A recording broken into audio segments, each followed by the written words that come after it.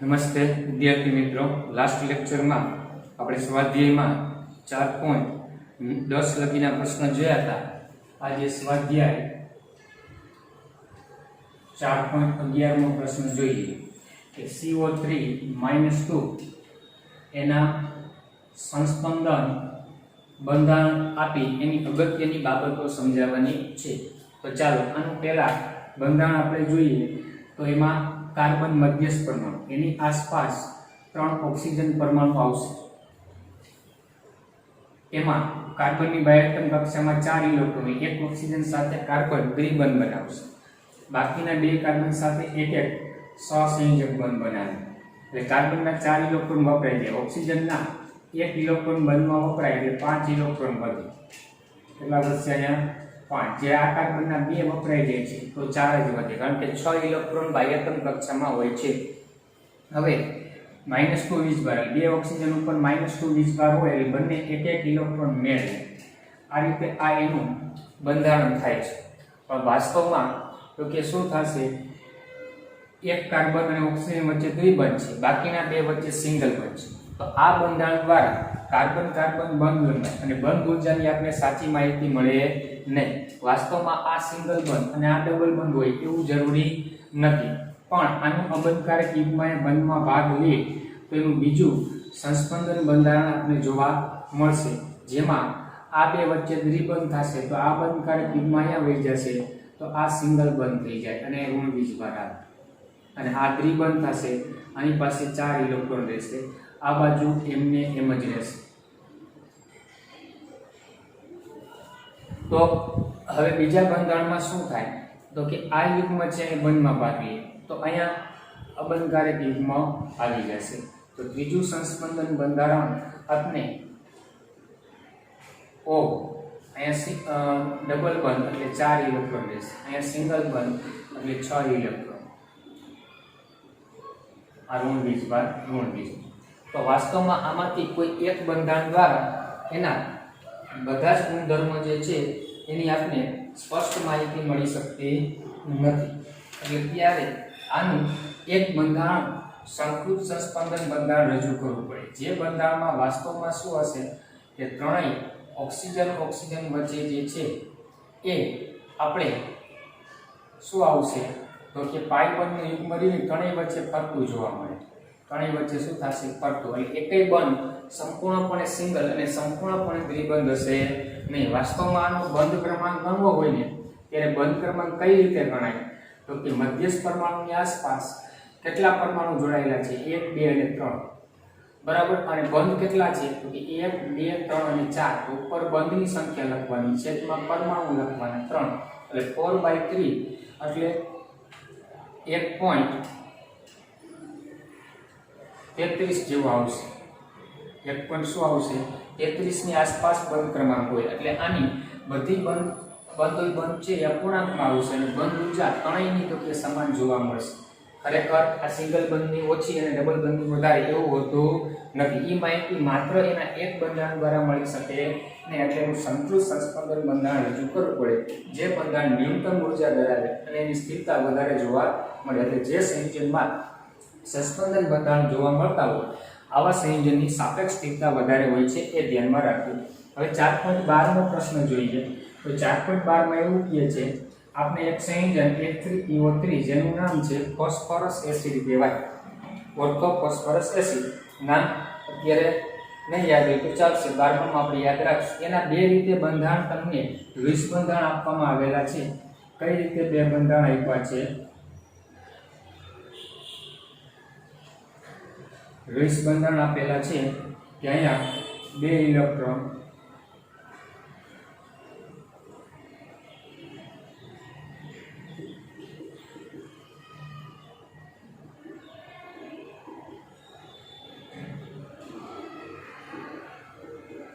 એક આ રીતે, અને બીજું બંધારણ આપણે આ રીતે આપ્યું છે HO, PO, H, O અને H.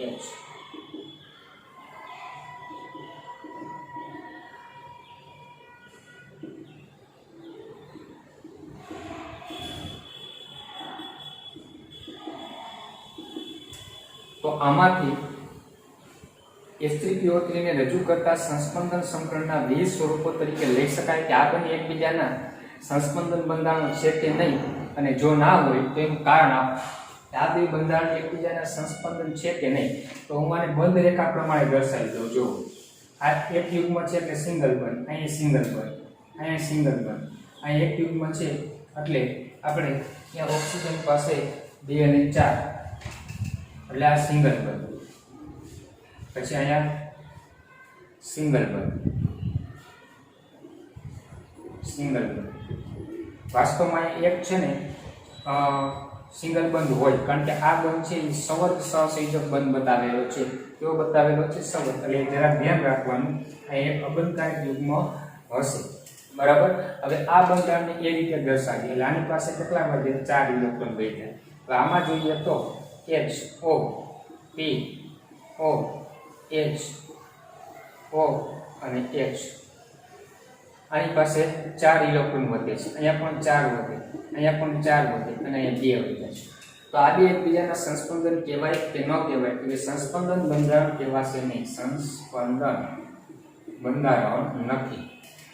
શા માટે? તો કે સંસ્પંદનમાં હંમેશા ધ્યાન રાખવાનું, બંધકારક અબંધકારક કે અબંધકારકનું બંધકારકમાં રૂપાંતર થાય, પરમાણુના સ્થાનમાં કોઈ ફેરફાર થશે નહીં. અહીંયા તમે જોશો તો ફોસ્ફરસ સાથે OH સમૂહ, એક હાઇડ્રોજન અને એક ઓક્સિજન જોડાયેલ છે. જ્યારે આમાં જે હાઇડ્રોજન હતો એ આ ઓક્સિજન સાથે જોડાઈ જાય છે. તો પરમાણુની ક્યારેય ફેરગોઠવણી શક્ય થાય એટલે લખવાનું કે બંધારણ 2 ની અંદર હાઇડ્રોજન પરમાણુનું સ્થાનમાં ફેરફાર થાય. સ્થાનમાં ફેરફાર થાય તો એ સંસ્પંદન બંધારણ કહેવાય નહીં. એ ખાસ ધ્યાનમાં રાખવાનું છે. એટલે એનું વાસ્તવમાં સાચું બંધારણ આ છે. બંધારણ સાચું બંધારણ આ થશે, કારણ કે H3PO3 ફોસ્ફરસનો ઓક્સો એસિડ, એટલે ઓક્સો એસિડ હોય ને એટલે એમાં એક P ડબલ બંધ O અથવા P સંવર્ગ બંધ હોય, બરાબર હોવો જોઈએ, અને એક સમૂહ OH સમૂહ જોડાયેલો હોવો જોઈએ. તો તમે જોશો ને તો આ બંધારણમાં P ઓક્સિજન બંધ છે, એટલે કે ઓક્સો બંધ અથવા સંવર્ગ બંધ છે, અને OH સમૂહ પણ છે ફોસ્ફરસ સાથે, એટલે એ બંધારણ થાય. જ્યારે P ડબલ બંધ O કે P અને ઓક્સિજન વચ્ચે સંવર્ગ બંધ આવતો નથી, એટલે આ બંધારણ શક્ય નથી. સાચું બંધારણ આ થાય, અને આ બે એકબીજાના સંસ્પંદન બંધારણ કહી શકાય નહીં. જો તમારે આનું સંસ્પંદન બંધારણ બીજું શક્ય બનશે નહીં, કારણ કે આ સંવર્ગ બંધ છે. તો હવે આ બંધ અહીંયા જાય તો હાઇડ્રોજન પરમાણુ ଯଦି છૂટો પડીને અહીંયા આવશે તો એ સંવર્ગ બંધ કહેવાય, સંસ્પંદન બંધારણ કહી શકાય નહીં. એટલે આ બંને એકબીજાના સંસ્પંદન બંધારણ નથી, કારણ કે પરમાણુની ફેરગોઠવણી થાય. વાસ્તવમાં સાચું બંધારણ એક એનું બંધારણ કહેવાશે. ત્યારબાદ SO3 NO2 અને NO3 ના સંસ્પંદન બંધારણ આપણે આપવાના છે.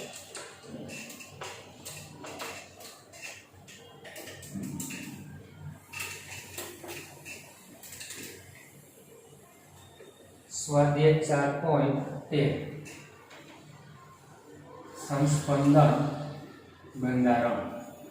ક્યાં ક્યાં સંયોજન આપવાના છે? SO3 NO3 માઇનસ અને NO2, આ 3 સંયોજનના આપણે સંસ્પંદન બંધારણ આપશું. તો આના સંસ્પંદન બંધારણમાં મધ્યસ્થ પરમાણુ પહેલામાં સલ્ફર એક ઓક્સિજન સાથે દ્વિબંધી, પછીના 2 ઓક્સિજન સાથે સંવર્ગ બંધથી જોડાશે, કારણ કે અષ્ટકના નિયમનું પાલન થવું જોઈએ. તો સલ્ફર પાસે 6 હોય તો 1 અને 2 3 4 5 6, બરાબર. એ આપણે એના બંધમાં તો એ શું થાય? ભાગ લેશે. અથવા તો તમે કોઈ એક જ સંવર્ગ બતાવો તોય ચાલે. અહીંયા 8 ઇલેક્ટ્રોન મધ્યસ્થની આસપાસ થાય એટલે આપણે દ્વિબંધ કરનાર, બરાબર. એટલે આ સલ્ફરના 2 2 4 2 2 4 અને એક જ ડબલ બંધ અને 2 સંવર્ગ આવશે. એટલે આ સલ્ફરના 1 2 3 4 5 6 વપરાય છે, પણ સલ્ફરની આસપાસ ઇલેક્ટ્રોન ગણો તો 8 થઈ જાય. આ 2 બંધના 4 5 6 7 8, એટલે અષ્ટકના નિયમનું પાલન થવું.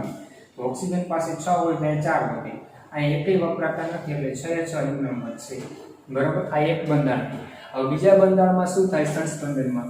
તો કે આ બંધકારક અહીં બંધમાં ભાગીએ તો આ ત્રિબંધ થઈ જાય. તો આ ઉપરનો સલ્ફર ઓક્સિજન વચ્ચેનો બંધ છે એ સંવર્ગ બની જશે, અને આ સંવર્ગ એમનેમ રહેશે, અને અહીં ત્રિબંધ થશે એટલે 4 ઇલેક્ટ્રોન.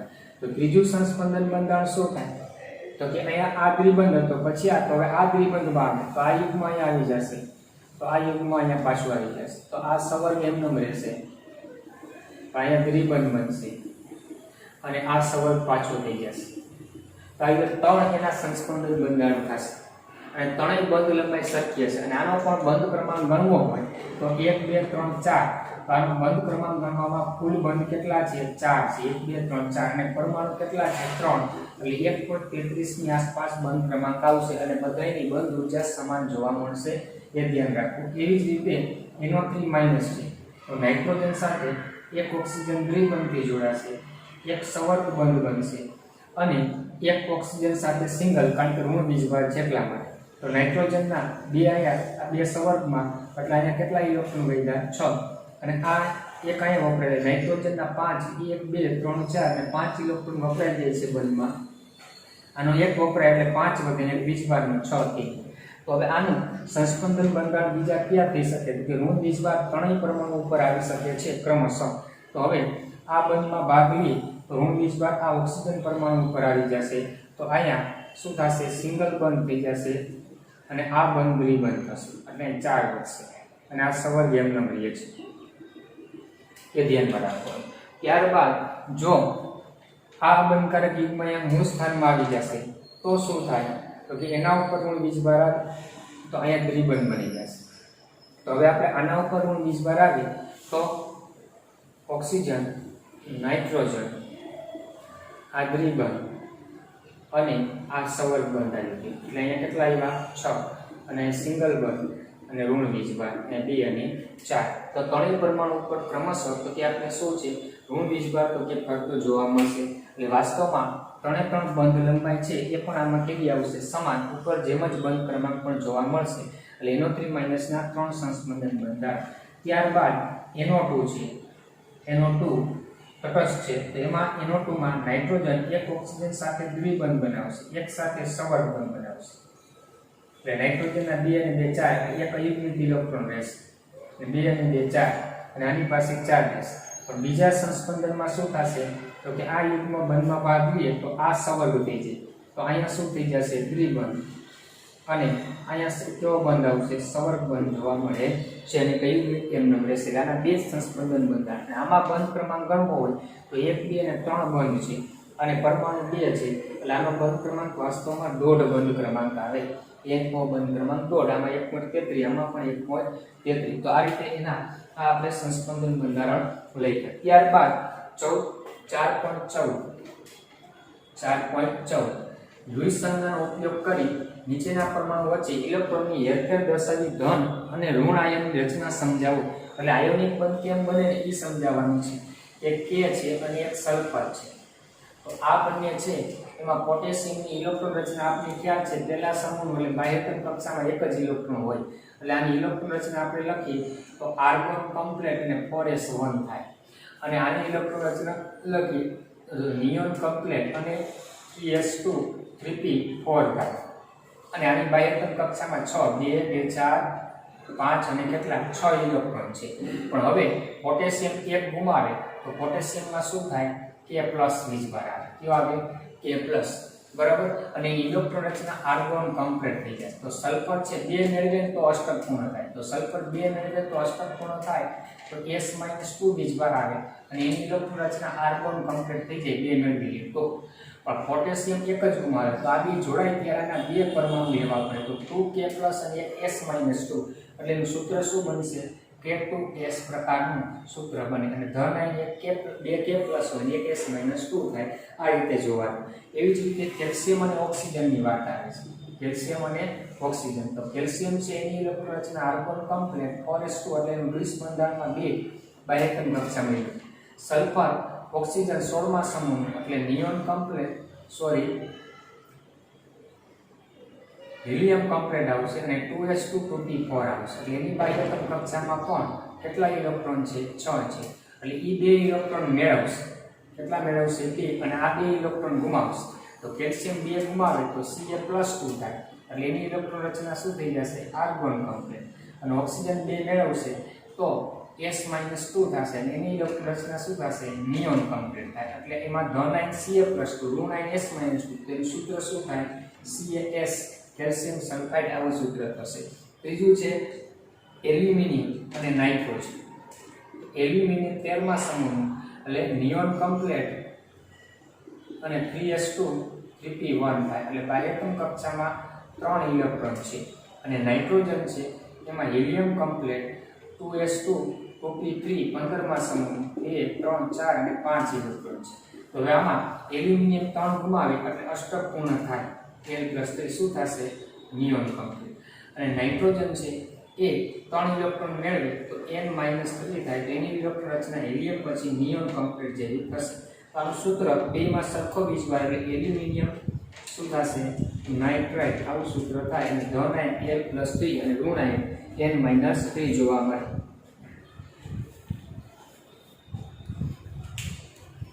ત્યારબાદ આગળનો પ્રશ્ન વાંચો 4.15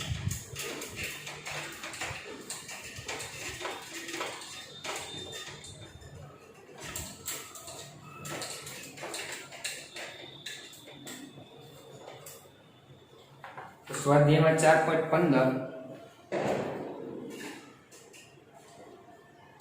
CO2 અને H2O ત્રિપરમાણુ એટલે 3 પરમાણુથી બનતો અણુ છે છતાં H2O નો આકાર વળેલો એટલે આનો આકાર કેવો કીધો વળેલો અથવા કોણીય છે અને CO2 નો આકાર રેખીય છે એ દ્વિધ્રુવીય ચાક માત્રા ને આધારે સમજાવવાનું છે VSEPR સિદ્ધાંત પ્રમાણે નહીં તેના આધારે દ્વિધ્રુવીય ચાક માત્રાને આધારે સમજાવવાનું છે તો આપણે આનું લુઈસ બંધારણ લખીએ તો કાર્બનની આસપાસ 2 ઓક્સિજન દ્વિબંધી જોડાય છે એટલે આની પાસે એક પણ ઇલેક્ટ્રોન વધતા નથી કાર્બન કરતા ઓક્સિજનની વિદ્યુતઋણતા વધારે એટલે સહસંયોજક બંધની યુગ્મો ઓક્સિજન પરમાણુ તરફ આકર્ષાય અને એના ઉપર આંશિક ઋણ વીજભાર આવે અને આ બાજુ આંશિક ઋણ અને કાર્બન ઉપર 2 ડેલ્ટા ધન વીજભાર આવશે અને અહીંયા બંને ધ્રુવીય બંધ તો કે સમતલમાં એક જ સમતલમાં પરસ્પર વિરુદ્ધ દિશામાં છે એટલે લખવાનું કે CO2 માં CO ધ્રુવીય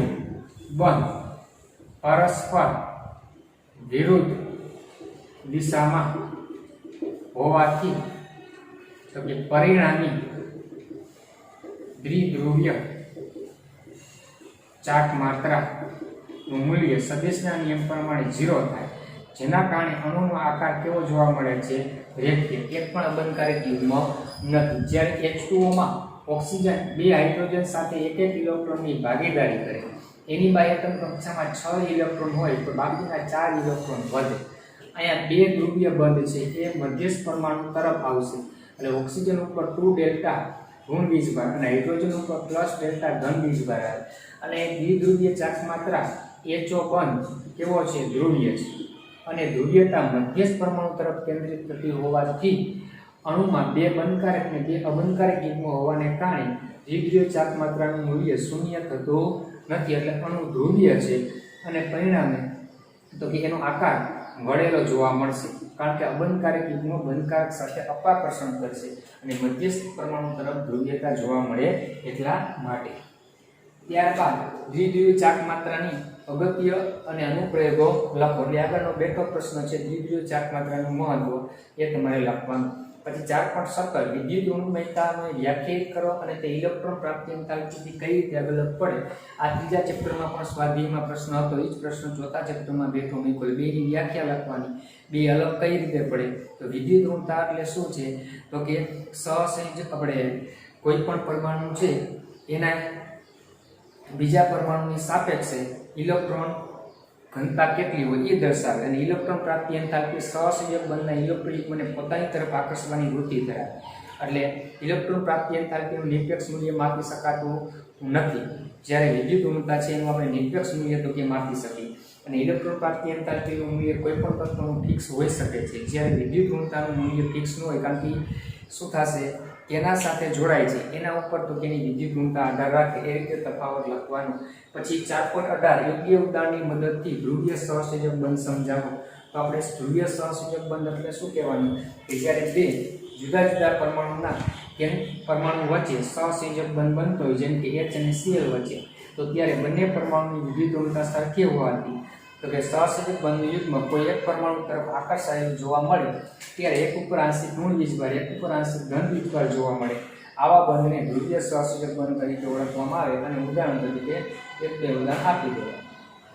પછી ત્યારબાદ 4.19 લિથિયમ ક્લોરાઇડ, પછી K2O, N2, SO2 અને ClF3 આ સંયોજનોને આયનીય લાક્ષણિકતાના ચડતા ક્રમમાં ગોઠવવાના એટલે આયનિક બંધના પ્રબળતામાં ગોઠવવાના છે. તો આમાં કઈ રીતે ધ્યાન રાખવાનું ખાસ તો કે સમકેન્દ્રીય અણુ હોય એમાં હંમેશા સહસંયોજક બંધ હોય એટલે N2 છે એમાં સહસંયોજક આવશે. પછી એનાથી વધારે સહસંયોજક આયનીય લક્ષણ કેમાં આવે તો આપણે જોવાનું કે હંમેશા ધ્યાન રાખવાનું પહેલા સમૂહ અને 17મા સમૂહ તેમાં આયનિક બંધની પ્રબળતા વધારે. તો આમાં આ 17મા સમૂહના બે છે તેમાં સહસંયોજક લક્ષણ વધારે આવશે ClF3 આવશે. ત્યારબાદ શું આવશે તો SO2 આવે અને પછી આ પહેલા સમૂહના બે છે પણ પહેલા સમૂહ સાથે 17મા સમૂહનું જોડાય તો આયનિક લક્ષણ વધે. એના કરતાં આમાં ઓછું હોય એટલે K2O આવે અને સૌથી વધારે આયનીય લક્ષણ LiF માં આવશે. કારણ કે આ સૌથી વધુ ધનમય છે તો સૌથી વધુ વિદ્યુતનુમય તેના વચ્ચે આયનીય બને. તો આ પહેલા સમૂહ 16મા સમૂહ આમાં બે 16મા સમૂહના એટલે એમાં તો કે કયો બંધ હોઈ શકે સહસંયોજક લક્ષણ વધારે. આ બે 17મા તેમાં સહસંયોજક વધારે હોય અને બે 15મા ને એક જ તત્વ છે તો એમાં સહસંયોજક વધારે હોય આયનીય ઓછું જોવા. સ્વાધ્યાય 4.20 CH3COOH એસિટિક એસિડ CH3COOH ની માળખાકીય રચના નીચે દર્શાવ્યા પ્રમાણે આપેલી છે એ સાચી છે પરંતુ કેટલાક બંધ ખોટી રીતે દર્શાવેલા છે. તો એસિડિક એસિડ માટે સાચી મિશ્ર બંધારણ જણાવો. એનું બંધારણ આપણે આ રીતે આપેલું છે HC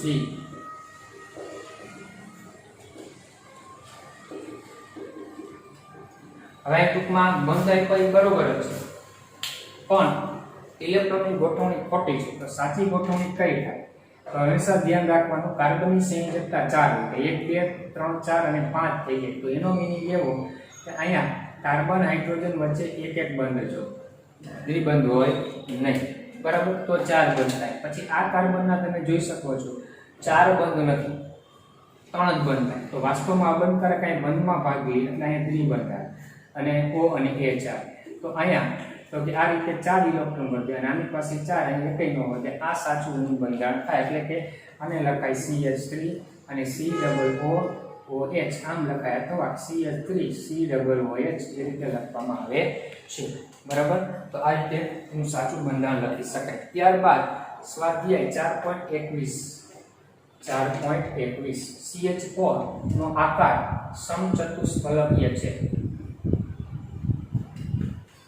ઉપરાંત બીજી એક વિચારીએ તો 4 બંધકારક યુગ્મ છે તો સમચોરસ પણ હોઈ શકે છે બરાબર. તો જેમાં 4 હાઇડ્રોજન પરમાણુ ચોરસ ખૂણા પર છે અને કાર્બન પરમાણુ કેન્દ્રમાં છે. તો CH4 શા માટે સમચોરસ બંધારણ ધરાવી શકતું નથી? એમ કહે છે કે આનો આકાર આવો છે પણ આવો નથી. એનું કારણ આપવાનું છે શા માટે. તો હવે આપણે કાર્બનની વાત કરીએ તો કાર્બનમાં મધ્યસ્થ પરમાણુ કાર્બન છે એની સાથે 4 હાઇડ્રોજન 4 બંધ બનાવે છે.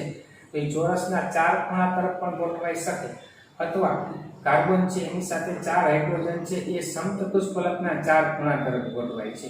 આમ તો આ રચના સાચી છે આ ખોટી છે. એવું શું કામ તો કે જો સમતલીય સમચોરસ રચના હોય તો સમકરણ DsP2 થવું જોઈએ. શું થવું જોઈએ? DsP. પણ કાર્બન છે એની બાહ્યતમ કક્ષા લઈ તો 2s અને 2p આવે. 2d કક્ષક તો શક્ય છે ને. કાર્બનમાં તો કે મિથેનના અણુમાં કાર્બનમાં sp3 સંકરણ હોય છે. sp3 સંકરણ હોય તો 4 સંકૃત કક્ષકો સમચતુષ્ફલકના 4 ખૂણા તરફ જ ગોઠવાય અને પછી s હાઇડ્રોજનની s કક્ષક સાથે બંધ બનાવે માટે એ સમચતુષ્ફલકીય આકાર ધરાવે છે. એટલે કે સમતલીય સમચોરસ માટે DsP2 સંકરણ થવું જોઈએ જે એને શક્ય નથી કારણ કે કાર્બન પાસે d કક્ષકનો અભાવ છે એટલે એ સમચતુષ્ફલકીય બંધારણ ધરાવે કારણ કે sp3 સંકરણ છે. ત્યારબાદ 4.22 તો 4.22 માં આપણે એવું કીધું છે કે DEH બંધ ધ્રુવીય છે. કેવો છે? ધ્રુવીય. પણ DEH2 અણુ છે ને એ અધ્રુવીય છે. અધ્રુવી. અથવા એવું કીધું કે દ્વિધ્રુવીય ચાક માત્રાનું મૂલ્ય શૂન્ય છે, આ સમજાવવાનું. જો બંધ ધ્રુવીય હોય તો દ્વિધ્રુવીય ચાક માત્રાનું મૂલ્ય શૂન્ય થાય નહીં, પણ આખો અણુ છે એના માટે દ્વિધ્રુવીય ચાક માત્રા શૂન્ય થાય છે. શા માટે? તો BH2 નું બંધારણ લખો, લૂઇસ બંધારણ. તો બેરિલિયમ 2 હાઇડ્રોજન સાથે એક બંધ બનાવે. બાહ્યતમ કક્ષામાં 2 ઇલેક્ટ્રોન હોય એટલે બંધકારક યુગ્મ 2 થયા, લોન પેર 0. તો કુલ યુગ્મ 2 એટલે સંકરણ sp અને 2 બંધકારક યુગ્મ કેવા આકારે ગોઠવાય? રેખીય. અને અહીંયા હાઇડ્રોજનની વિદ્યુત ઋણતા વધારે હોય એટલે બંને ધ્રુવીય બળ પરસ્પર વિરુદ્ધ દિશામાં, એટલે પરિણામી આ બંધ ધ્રુવીય છે પણ બે બંધ પરસ્પર વિરુદ્ધ દિશામાં હોવાથી તો કે દ્વિધ્રુવીય ચાક માત્રા મૂલ્ય શૂન્ય થાય. માટે અણુ અધ્રુવીય છે અથવા રેખીય બંધારણ ધરાવતું હોવાથી એ દ્વિધ્રુવીય ચાક માત્રા શૂન્ય થાય છે, એ ધ્યાનમાં રાખવાનું હશે. 4.23 નો પ્રશ્ન વાંચો.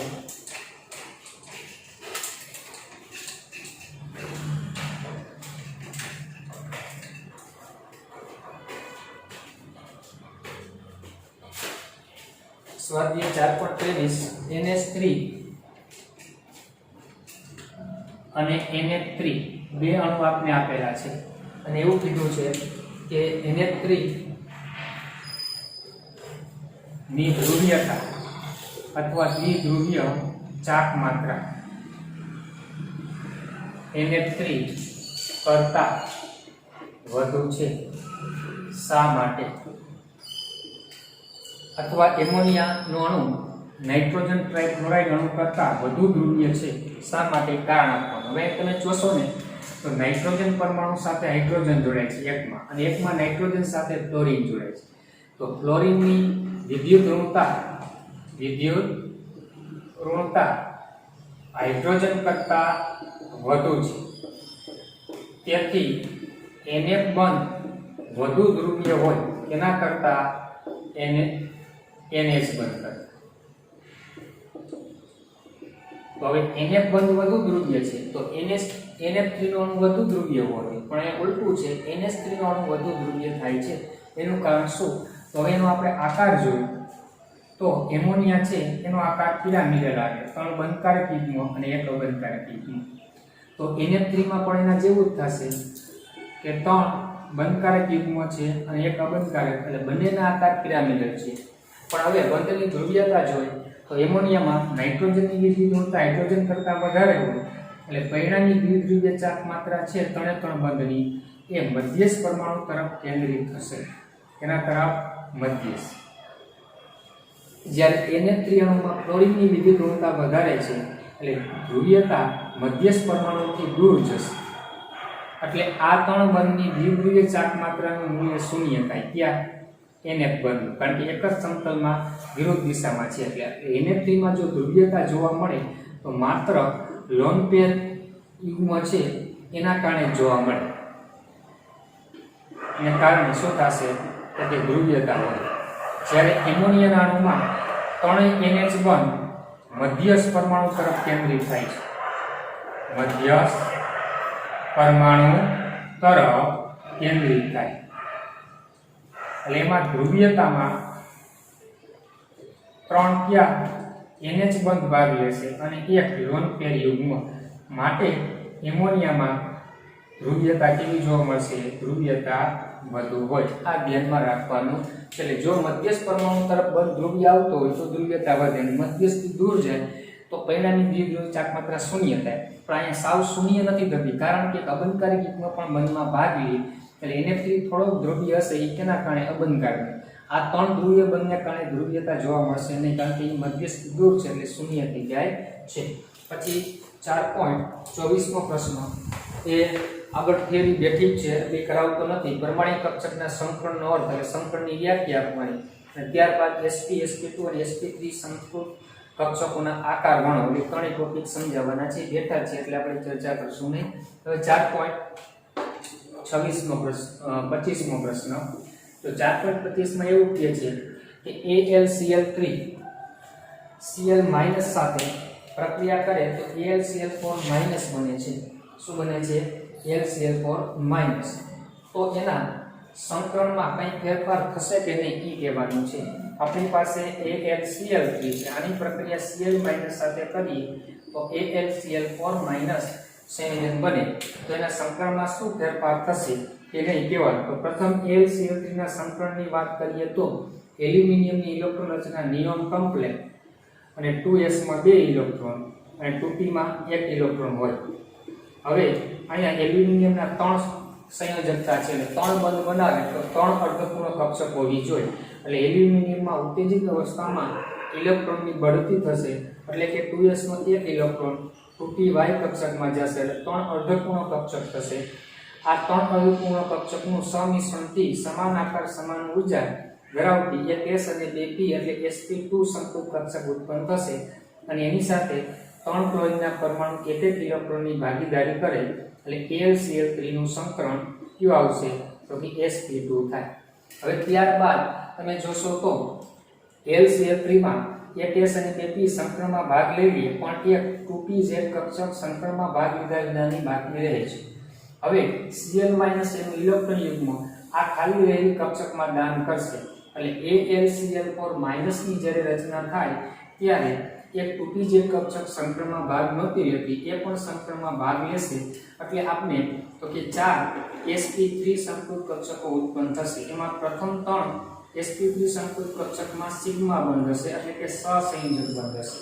પણ આ ખાલી કક્ષક છે એમાં આપણે Cl- નું ઇલેક્ટ્રોન યુગ્મ ગોઠવાશે એટલે ચોથો બંધ સવર્ગ સહસંયોજક બંધ આવશે એટલે સંકરણ sp2 માંથી sp3 સંકરણ થશે અને Al નો આકાર sp2 માં સમતલ્ય ત્રિકોણ હતો એમાંથી AlCl4 બને એટલે એક સવર્ગ સહસંયોજક બંધ સાથે સમચતુષ્ફલકીય ભૌમિતિક રચનામાં પરિવર્તિત થશે અને ઉપર આખો વીજભાર આપણે આ રીતે દર્શાવી શકીએ.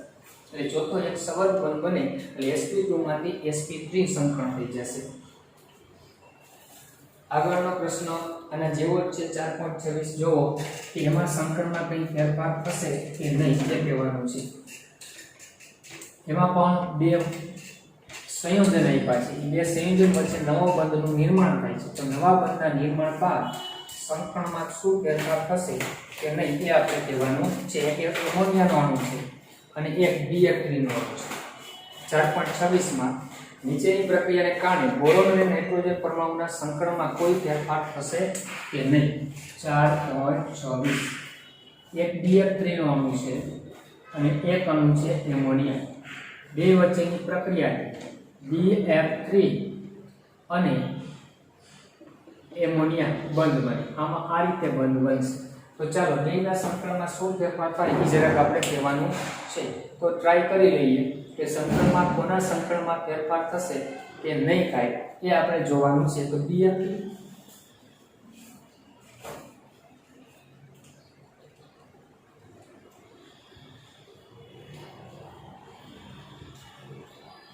તો હવે અહીંયા જુઓ પેલા BF3 નું સંકરણ વિચારો. તો BF3 માં 3 બંધ બને છે એટલે હિલિયમ કમ્પ્લેટ 2s માં 2 ઇલેક્ટ્રોન હોય 2p માં 1 જ હોય પણ 2s નો એકનું 2p માં જવાનું એટલે પછી 3 ક્લોરીન એક એક બંધની ભાગીદારી કરે એટલે આનું સંકરણ શરૂઆતમાં કયું છે sp2 સંકરણ છે. કયું છે sp2. રેડી. હવે આપણે એમોનિયાની વાત કરીએ તો એમોનિયામાં હિલિયમ કમ્પ્લેટ 2s માં 2 ઇલેક્ટ્રોન છે અને 2p માં 3 છે અને 3 હાઇડ્રોજન 3 બંધ બનાવેલ ઇલેક્ટ્રોનની બઢતીની જરૂરિયાત છે નહીં. એટલે આમાં એક અબંધકારકે ભાગ લે સંકરણમાં અને બંધકારકે ભાગ લે એટલે આનું સંકરણ કયું આવે sp3 છે.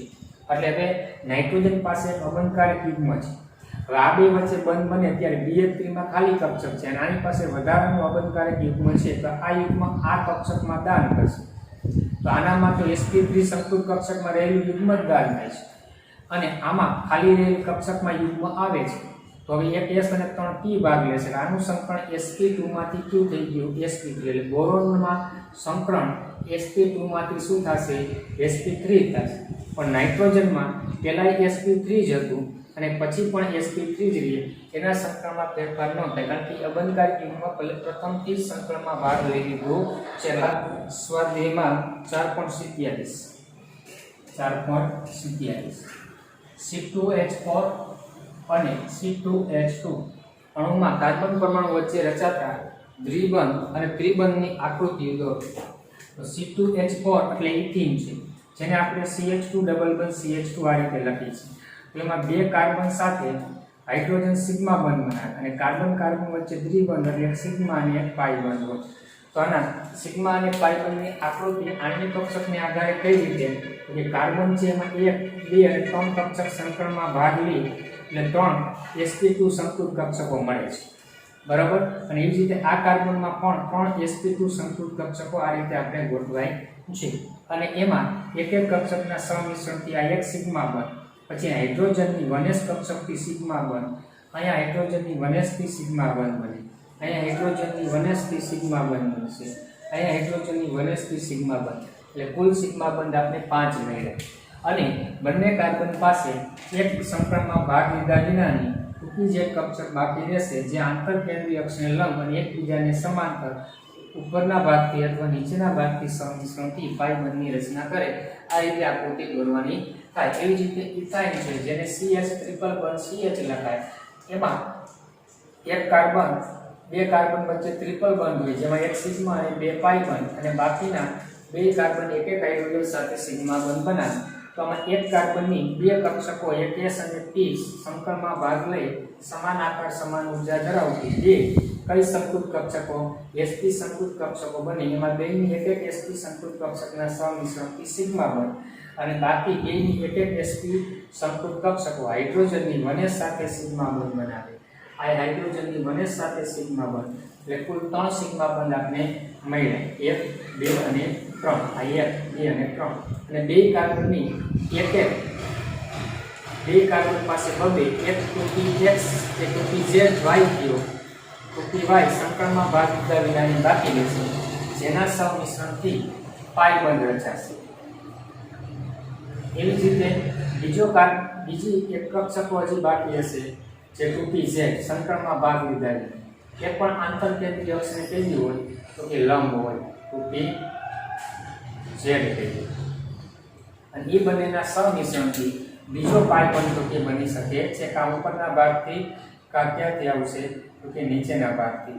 એટલે એવા આ બીજા બે પાઈ બંધ રચાણા, એક સિગ્મા, આ સિગ્મા અને સિગ્મા. આ રીતે સિગ્મા અને પાઈ બંધની આકૃતિ આપવાની છે.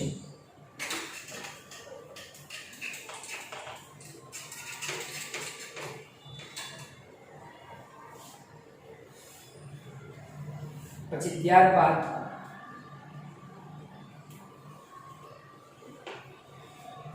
આ ઉપરનો જ પ્રશ્ન છે પણ એમાં કેટલા સિગ્મા અને કેટલા પાઈ હોય એવું કીધું છે. 4.28 તો આપણે હમણાં જ જોયું C2H2 નું બંધારણ C ટ્રિપલ બંધ HH એટલે એક સિગ્મા બંધ, બીજો સિગ્મા બંધ, ત્રીજો. એટલે સિગ્મા બંધ કેટલા આવ્યા તો કે 3 આવશે. અને એક સિગ્મા તો બાકીના બે ક્યાં હોય વચ્ચેનો સિગ્મા, આ બે પાઈ એટલે પાઈ બંધની સંખ્યા 2. અને બીજું ઉદાહરણ C2H4 છે તેમાં C દ્વિબંધ બે હાઇડ્રોજન બે કાર્બન સાથે એટલે સિગ્મા બંધ 1, 2, 3, 4 અને 5 એટલે સિગ્મા બંધની સંખ્યા 5 અને પાઈ બંધ કેટલા આવશે 1 જોવા મળે. 4.29 તો 4.29 માં x અક્ષને આંતરકેન્દ્રીય અક્ષ તરીકે લે તો નીચેના માંથી કોણ કઈ કક્ષકોનું સંમિશ્રણ થાય તો સિગ્મા બંધ રચશે અને રચશે નહીં. અને શા માટે ઈ કહેવાનું છે. x અક્ષને આંતરકેન્દ્રીય અક્ષ તરીકે લેવાની છે. તો ચાલો પહેલામાં 1s અને શું કીધું 2s. તો 1s કક્ષકનો આકાર એક ગોળાકાર હોય અને 2s કક્ષકનો આકાર બે 1s છે સોરી બરાબર. તો બેનો આકાર ગોળાકાર અને આંતરકેન્દ્રીય અક્ષ છે. તો આ બેનું સંમિશ્રણ થાય તો આંતરકેન્દ્રીય અક્ષ ઉપર જ બંને કક્ષકનું સંમિશ્રણ થાય અને ss સંમિશ્રણ હોય એટલે હંમેશા સિગ્મા બંધ જ હોય. એટલે આ પહેલામાં સિગ્મા બંધ રચાશે. પછી વાત આવે છે 1s અને 2px. તો હવે 1s સમિતિ રીતે ગોળાકાર હોય અને 2px તો x અક્ષ ઉપર જ છે, આંતરકેન્દ્રીય અક્ષ x ઉપર px કીધી. તો આ બંનેનું સંમિશ્રણ થાય તો છેડાના ભાગથી સંમિશ્રણ થશે અને આંતરકેન્દ્રીય અક્ષ x અક્ષ છે એના ઉપર જ અક્ષ ઉપર જ સંમિશ્રણ થાય એટલે આ બંધ પણ સિગ્મા કહેવાય. sp સંમિશ્રણ sppx કેવો બંધ કહેવાશે સિગ્મા થશે. અને ત્યારબાદ 2py અને 2py. તો હવે આપણે 2py કીધી એટલે આંતરકેન્દ્રીય અક્ષ x છે તો 2py છે એ આંતરકેન્દ્રીય અક્ષને લંબ હોય 2py. આંતરકેન્દ્રીય અક્ષને શું આવશે? લંબ. તો આંતરકેન્દ્રીય અક્ષને લંબ કક્ષકનું સંમિશ્રણ થાય ત્યારે હંમેશા તો કે બંધ કેવો હોય? તો કે પાઈ બંધ હોય. કેવો બંધ આવશે? પાઈ બંધ આવશે. એટલે આંતરકેન્દ્રીય લખવાનું કે આમાં સિગ્મા બંધ બનતો નથી, પાઈ બંધ બને, કારણ કે ટૂંકી કક્ષક આંતરકેન્દ્રીય અક્ષને લંબ છે અને એકબીજાને સમાંતર સંમિશ્રણ થાય તો પાઈ બંધ બને. સિગ્મા બંધમાં આંતરકેન્દ્રીય અક્ષ ઉપર બંધનું નિર્માણ કરવું જોઈએ. પછી 1s અને શું કીધું છે? 2s. તો 1s અને 2s કક્ષકની પછી આપણે વાત કરવામાં આવેલી છે.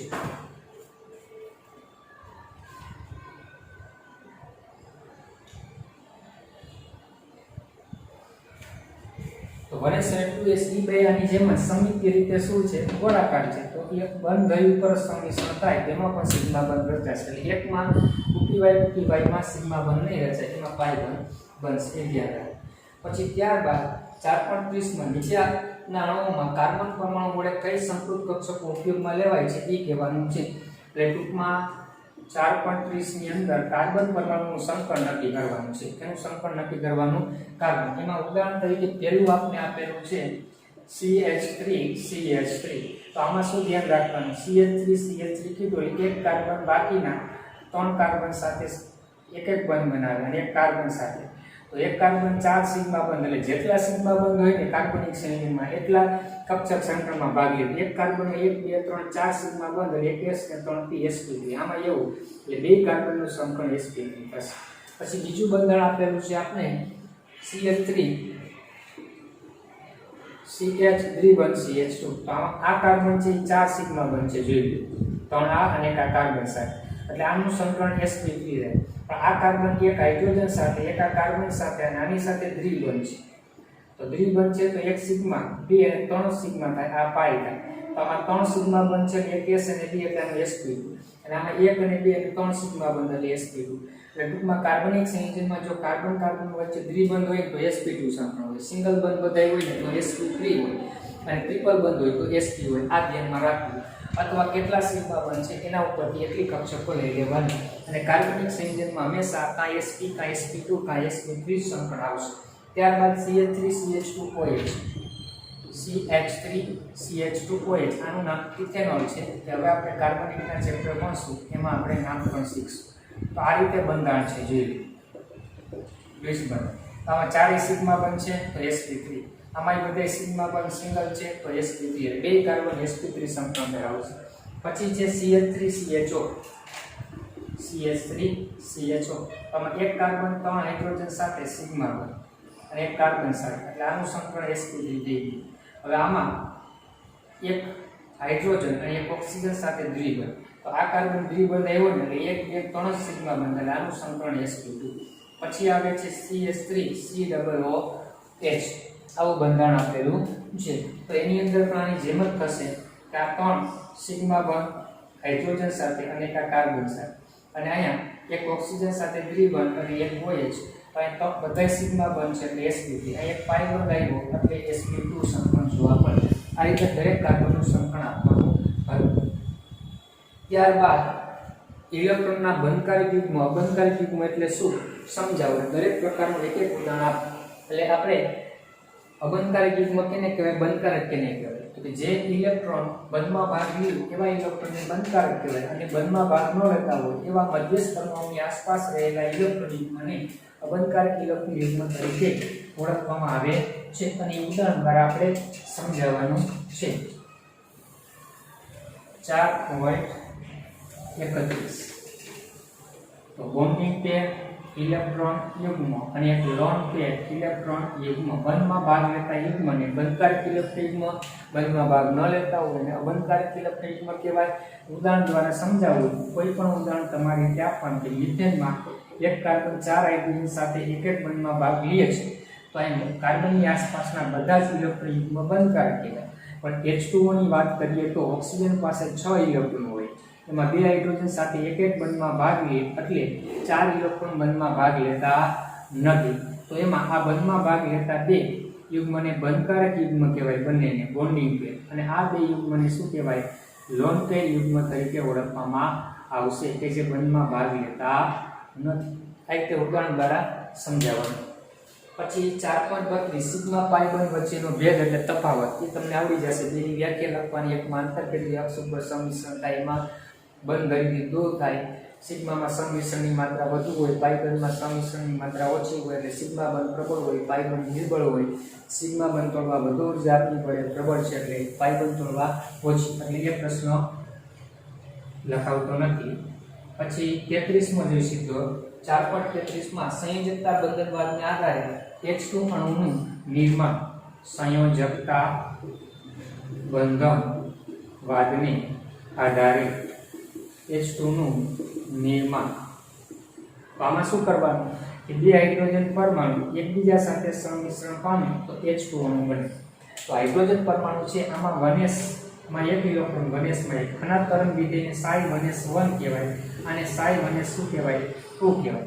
અને બે પરમાણુ કક્ષકનું સંમિશ્રણ થાય તો જેટલી કક્ષકનું સંમિશ્રણ થાય એટલી આણ્વિય કક્ષક મળે. એટલે આપણે ψMO એટલે શું કહેતા હતા 1s1 નું અને ψ1s2 નું પૂરક સંમિશ્રણ થશે.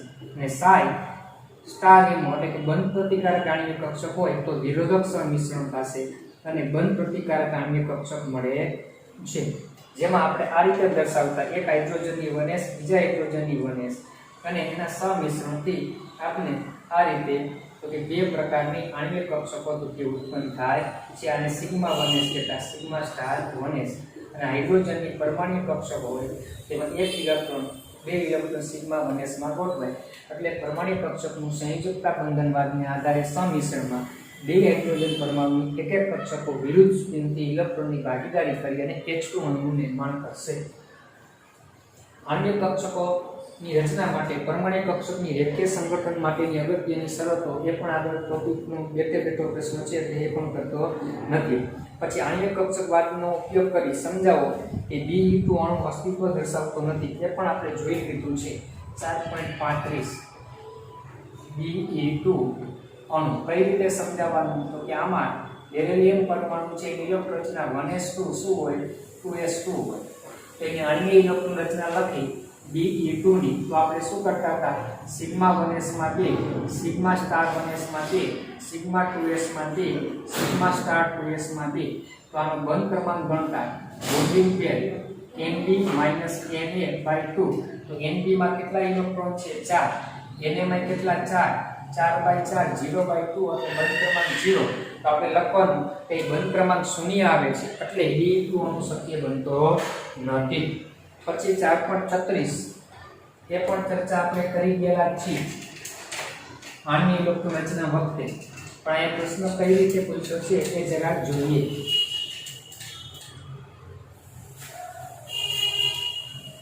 4.36 આપણે ચાર અણુ આપ્યા છે O2 O2 પ્લસ O2 -1 જેને સુપર ઓક્સાઇડ કહેવાય, O2 -2 પેરોક્સાઇડ. મેં તમને કીધું હતું ઓક્સિડેશન આંક ઉપરથી આમાં ઓક્સિજનનું ઓક્સિડેશન આંક -1/2 થાય એમાં -1 એટલે -1/2 હોય તો સુપર ઓક્સાઇડ અને -1 હોય તો એને પેરોક્સાઇડ કહેવાય. તો આ ચારેય અણુ છે એને સ્થિરતાની સરખામણી કરો અને ચુંબકીય ગુણધર્મ કયો. તો આપણે આની આણ્વિક ઇલેક્ટ્રોન રચના લખવાની. ઓક્સિજનમાં 16 ઇલેક્ટ્રોન હોય તો આપણે કેમ ગોઠવતા sigma 1s2 sigma star 1s2 sigma 2s2 sigma star 2s2 પછી સિગ્મા 2pz માં 2 પાઈ 2px એમાં 2 પાઈ 2py માં 2 અને પછી પાઈ સ્ટાર 2px એમાં 1 અને પાઈ સ્ટાર 2py એમાં 1 આ રીતે ગોઠવતા. પછી O2 પ્લસ ની ઇલેક્ટ્રોન રચના આવે તો સેમ ટુ સેમ આના જેવી જ આવે પણ છેલ્લે 1 પાઈ સ્ટાર 2px માં કેટલા ઇલેક્ટ્રોન થશે 1 કારણ કે 1 વયો જાય. તો O2 - 2 છે એમાં શું થશે એટલે પાઈ 2px 2 અને પાઈ સ્ટાર 2py 1. શું કામ એક ઇલેક્ટ્રોન ઉમેરાય તો 2 હતા એક ઉમેરાય એટલે 2 થઈ ગયા. તો પાઈ સ્ટાર O2 - 2 માં શું થશે 2 ઇલેક્ટ્રોન ઉમેરાય એટલે 2 કક્ષકો પૂરી ભરાઈ જશે 2 માં 1. આ રીતે આની ઇલેક્ટ્રોન રચના થાય. હવે સ્થિરતા નક્કી કરવા માટે શું નક્કી કરવું પડે બંધ ક્રમાંક ગણવો પડે. તો આમાં આપણે Nb ના ઇલેક્ટ્રોન ગણો 2 2 4 2 6 2 8 અને 2 10. Nb ના ઇલેક્ટ્રોન કેટલા છે 10 છે અને Na ના ઇલેક્ટ્રોન ગણશો તો 2 2 4 5 અને કેટલા 6 છે. તો આમાં Nb ના તો 10 જ રહેશે પણ Na ના એક ઘટશે એટલે 5 થઈ જશે એક વયો ગયો. આમાં એમાં એક વધારાનો ઉમેરાણો એટલે 10 પછી 6 ને કેટલા થઈ જશે 7 થઈ જશે અને આમાં હજી એક ઉમેરાણો એટલે કેટલા થઈ ગયા 8 તો હવે બંધ ક્રમાંક ગણીએ બંધ ક્રમાંક તો બંધ ક્રમાંકમાં શું કરતા હતા 10 - 6 બાય 2 એટલે અહીંયા બે બંધ ક્રમાંક થાય 10 - 5 બાય 2 એટલે બંધ ક્રમાંક 2.5 આવે 10 - 7 બાય 2 એટલે બંધ ક્રમાંક 1.5 આવે 10 - 8 બાય 2 એટલે બંધ ક્રમાંક 1 આવે તો સ્થિરતા આપણે શું કીધું હતું કોઈ પણ સંયોજનની સ્થિરતા ચલે છે શું હોય બંધ ક્રમાંક હોય તો અહીંયા સ્થિરતાનો ક્રમ શું લખશું તો કે સ્થિરતા સૌથી વધારે બંધ ક્રમાંક કેમાં છે તો કે 2.5 એટલે કે O2 પ્લસ એટલે O2 પ્લસ ની સ્થિરતા વધારે એથી ઓછી O2 ની એથી ઓછી O2 -1 એથી ઓછી O -1 હવે ચુંબકીય ગુણધર્મોની વાત કરીએ તો આમાં બે અયુગ્મિક ઇલેક્ટ્રોન છે ને એટલે O2 અનુચુંબકીય છે અયુગ્મિક ઇલેક્ટ્રોન બે હોવાથી આમાં એક છે એટલે આ પણ અનુચુંબકીય થશે આમાં એક અયુગ્મિક છે એટલે એ પણ અનુચુંબકીય થશે અને આમાં બધા જ ઇલેક્ટ્રોન યુગ્મિક છે એટલે કે પ્રતિચુંબકીય થાય આ રીતે આ પ્રશ્ન આણ્વિક ઇલેક્ટ્રોન રચના લખી બંધ ક્રમાંક ગણી અને સ્થિરતાના ક્રમમાં ગોઠવવાનું અને અયુગ્મિક ઇલેક્ટ્રોન છે કે નહીં એના આધારે ચુંબકીય ગુણધર્મ આપો પછી 4.37 કક્ષકોને રજૂ કરવા ધન ઋણ સંજ્ઞાની અગત્યતા જણાવો તો ધન અને ઋણ સંજ્ઞા કઈ રીતે સંમિશ્રણ થાય એ દર્શાવવા માટે જરૂરી છે એક તરંગ વિધેયના ચિહ્ન છે એ વીજભાર દર્શાવતા નથી એમાં બહુ ચર્ચા કરવાની જરૂર નથી એ પ્રશ્નમાં પછી 4.38 ની અંદર આપણે કીધું કે TCl5 ની બાબતમાં સંકરણ વર્ણવો તો આગળ બેઠો પ્રશ્ન છે કે TCl5 માં કયું સંકરણ sp3 ડી સંકરણ થાય જે આપણે આગળ ચર્ચા કરી ગયા એટલે 5 બંધકારક યુગ્મ છે એટલે મધ્યસ્થ પરમાણુથી એક સમતલમાં 3 અને બે સમતલની શું આવે 12 ટોપી આવે છે એમાં આપણે સમતલમાં જે બંધ હતા એને આપણે વિષુવવૃત્ત વૃત્તીય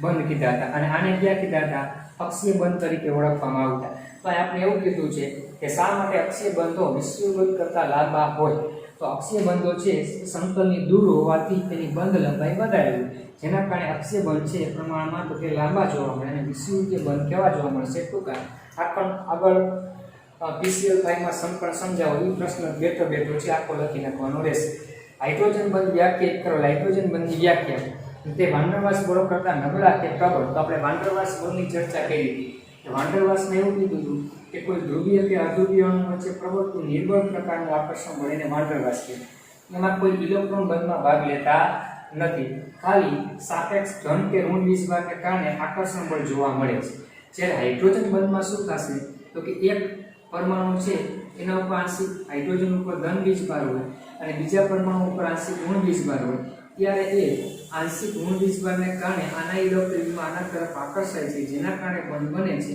માટે હાઇડ્રોજન બંધની પ્રબળતા આ વાન ડર વાલ્સ એટલે કે અંતરાળની આકર્ષણ બળ કરતા આ બળ છે એ પ્રબળ જોવા મળશે પછી બંધ ક્રમાંક પર્યાય વડે શું સમજવામાં આવશે N2O2 O2 O2 ના બંધ ક્રમાંક ગણો એટલે આપણે બંધ ક્રમાંક ગણવા અને બંધ ક્રમાંક ઉપરથી આવા અણુની શું માહિતી મળી શકે તો કે એની સ્થિરતાની માહિતી મળી શકે બંધ ઊર્જાની માહિતી મળી શકે અને બંધ લંબાઈની માહિતી મળી શકે તો એ અણુ જે કીધા છે એની આપણે વાત કરીએ એમાં એક O2 છે એક O2 પ્લસ છે અને એક O2 માઇનસ છે એટલે ત્રણ તો આપણે હતા એ જ છે જોયું આ જ વસ્તુ છે બરાબર અને એક આપણે આપવામાં આવેલો છે N2 શું આપ્યો છે N2 તો આની આણ્વિક ઇલેક્ટ્રોન રચનામાં O2 પ્લસમાં આપણે શું વધશે pi star 2px 1 વધશે અહીંયા pi star 2px માં 2 અને pi star 2py માં કેટલા 2 આવશે ઓકે અને N2 ની ઇલેક્ટ્રોન રચના શું આવે sigma 1s2 sigma star 1s2 sigma 2s2 sigma star 2s2 અને પછી આને પાઈ આવે કારણ કે પહેલા 14 ઇલેક્ટ્રોન છે ને